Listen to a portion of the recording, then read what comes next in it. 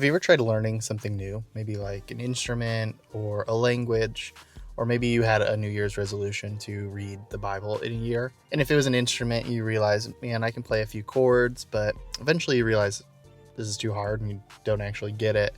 Or a language, you might have had a streak on Duolingo, but begins to be too hard and you realize, man, I can't really even say a phrase. I can't have a conversation. Or you get to Leviticus on your Bible reading journey and man, it's boring. That's what chapter 4 of Nehemiah is about the distractions, both internal and external. But before we jump into it, my name is Brandon James. This is a channel where we look at the Bible, where we enter the story, join the story, and share the story.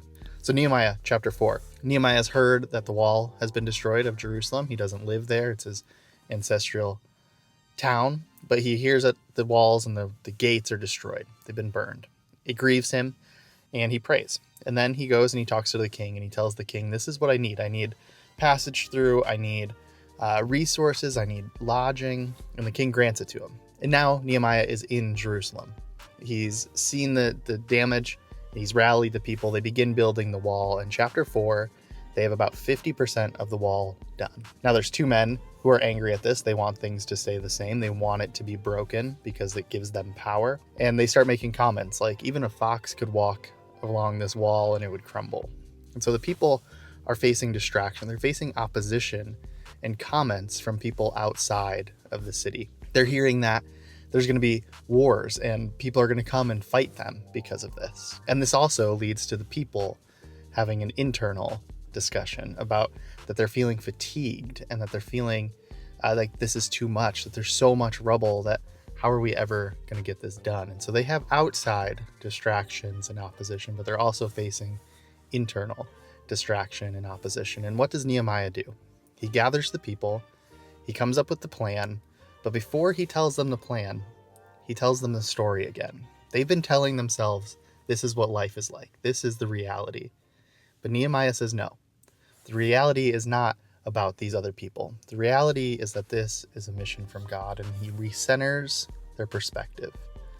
He recenters what their mission is, and he tells them that this is something for God. We will fight for God, and God will fight for us. Nehemiah gives them the importance of this, that this city is to protect their sons, their daughters, their families, their community. And so the people are rallied again. But Nehemiah isn't just giving them this motivational speech. He's giving them a theological grounding. He's giving them a mission from God.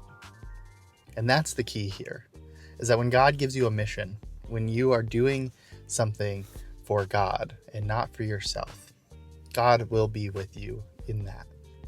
That the work might be hard, but God is there fighting for you. And Nehemiah, he comes up with this plan. He gives the people weapons. So the people doing the work have a shovel in one hand, a weapon in another, just in case people come to attack. There's leaders on guard. There's a trumpet so that if attacks do come, you can hear it. But each person, each group has family. They have a community around them so that when the work is being done, nobody is doing the work alone. Part of this story isn't just about the mission of God, but it's doing that mission in community. It's much easier to maintain your enthusiasm for the work you're doing when you're not doing it alone. The people that are building the wall have the weapons on them. They're prepared. They have one another. The outside forces that were threatening them no longer are a threat. They hear that these people are prepared.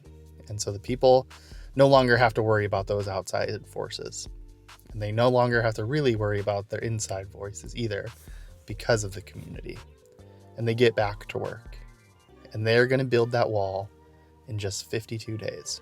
What's the mission that you're supposed to work on? And how can you rally people with you? And how can you refocus the mission, not just on what you're doing, but on what God is doing with and through you?